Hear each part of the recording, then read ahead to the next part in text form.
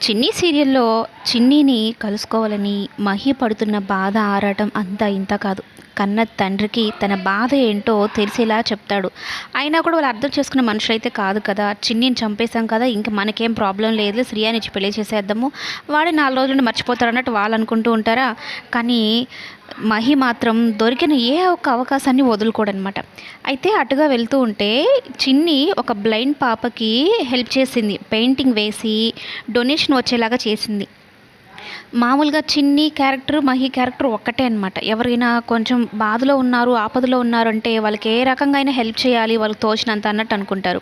ఇక చిన్ని వేసిన పెయింటింగ్‌ని చూడకుండానే డొనేషన్ అయితే చేస్తాడు. ఆఖరిలో ఆ పెయింటింగ్ చూస్తాడు.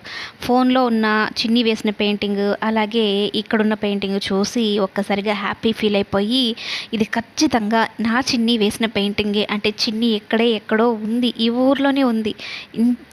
ఇదొక్క అవకాశం దొరికితే చాలు. ఎలాగో నేను నా చిన్నిని పట్టుకుంటానైతే అనుకోని, ఆ పెయింటింగ్‌లో చిన్ని అనే పేరు కూడా ఉంటుందనమాట. ఇక కన్ఫర్మ్ అయిపోతాడు. చిన్ని ఉంది. మా నాన్న వాళ్ళు ఎంత చెప్పినా ఇక నేను నమ్మను.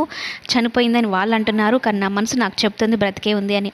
మొత్తం మీద ఈ పెయింటింగ్ ద్వారా చిన్ని, మహిళ అయితే కలవబోతున్నారనమాట. కథ ఇంక నుంచి ఏమైనా ఇంట్రెస్టింగ్‌గా ఉంటుందేమో చూడాలి.